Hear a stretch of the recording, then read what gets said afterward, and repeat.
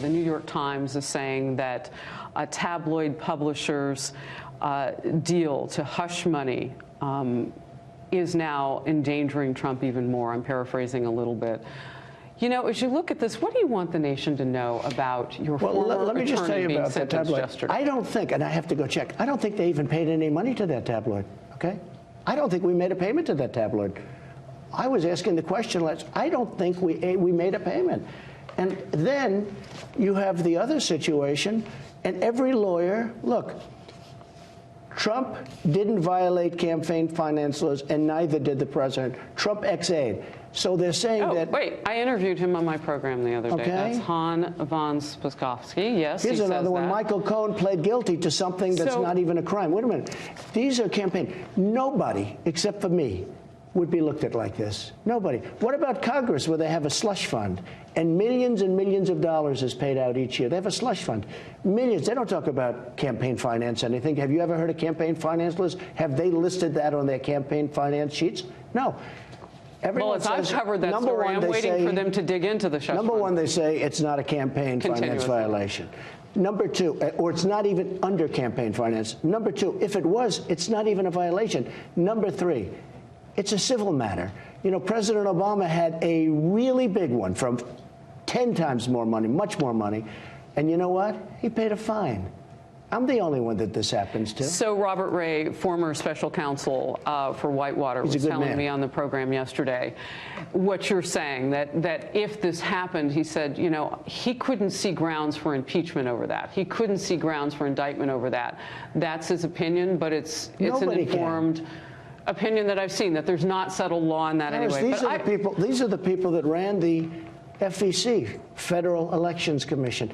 These are people writing stories that Trump did nothing wrong. I did nothing wrong. So, Mr. President, let's get into, if we can, Michael Cohen. He was your attorney.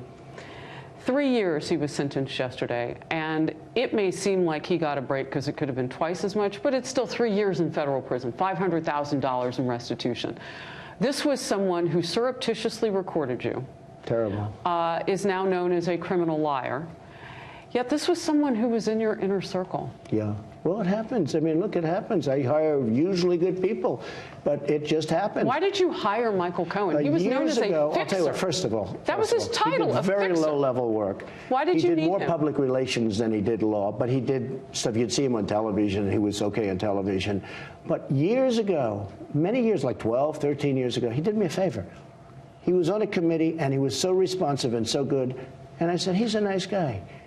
I shouldn't Wait a minute. That was the favor? Years ago. Because people have been asking, well, what is the favor that he did the president? He was on a committee with you. He was on a committee. It was a condominium committee many years ago.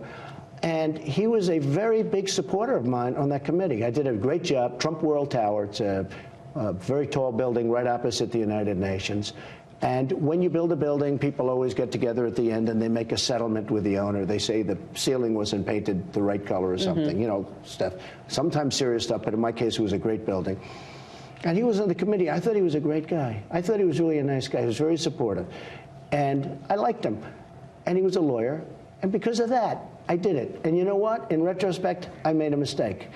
Because what he did was all unrelated to me, except for the 2 campaign finance charges that are not criminal and shouldn't have been on there. They put that on to embarrass me. They put those 2 charges on to embarrass me. They're not criminal charges, number one. Now, that's according, Harris, that's according to the top And I've interviewed people who've told me this. I mean, you watch the program, So what happened is either Cohen or the prosecutors, in order to embarrass me, said, listen, I'm making this deal for reduced time and everything else. Do me a favor, put these 2 charges on. They're not criminal charges. I want to move on. And they weren't for President Obama either. I have one last question. Michael Cohen says that he lied in order to protect you. Yeah. What's your response to that? Let me tell you, I never directed him to do anything wrong. Whatever he did on his own. He's a lawyer. A lawyer who represents a client is supposed to do the right thing. That's why you pay them a lot of money, et cetera, et cetera. He is a lawyer. He represents a client. I never directed him to do anything incorrect or wrong. And he understands that. Look, he did some bad things unrelated to me, maybe related to his other clients. I wasn't his only client. He had other clients. He did some bad things. and income tax evasion. I heard about taxi cab. I heard about a lot of things. Now, I'm not reading about any of that stuff, because what he did is he made a deal to embarrass me. In order to embarrass me, they cut his term down. Pretty terrible stuff. Let me tell you the other thing. His father-in-law is a very rich guy, I hear. His father-in-law, I thought, was the guy that was the primary focus. Well, what did he do? Did he make a deal to keep his father-in-law out? Did he make a deal to keep his wife, who supposedly, maybe I'm wrong, but you can check it. Did he make a deal to keep his wife out of trouble? Now, how many people, when they say, listen, if you embarrass the President of the United States, we'll give you a deal. Your father-in-law, your wife, we'll cut you jail. That's all it is. It's a terrible system we have. It's going on right now with General Flynn. The FBI said he didn't lie. I saw your tweet on that about But Mueller said he did lie. So they took a man who's a general and a respected person and a nice man, and I don't even know what he said about me, because, you know, maybe they scared him enough they don't make up a story. But I have a feeling that maybe he didn't. He's a tougher kind of a guy than Cohn. But they took a general that they said didn't lie, and they convinced him he did lie, and he made some kind of a deal. And now they're recommending no time. You know why? Because they're embarrassed that they got caught. All right, let's move on. So you mentioned Ohio, so I'm going to bring up John Kasich, and I'm going to bring up Arizona Senator Jeff Flake, because they say they may run against you in 2020. I hope so. But look at the new Fox polling today, which has your approval rating at 46%, which is just a couple ticks off of your highest point in Feb of 17. But it's higher than Obama. It's higher than Obama. What is your reaction today to getting that number? It's still below 50, but 46% approval. Well, I think it's amazing, because I only get bad news. I only get bad stories. You look at the paper, it's all nonsense.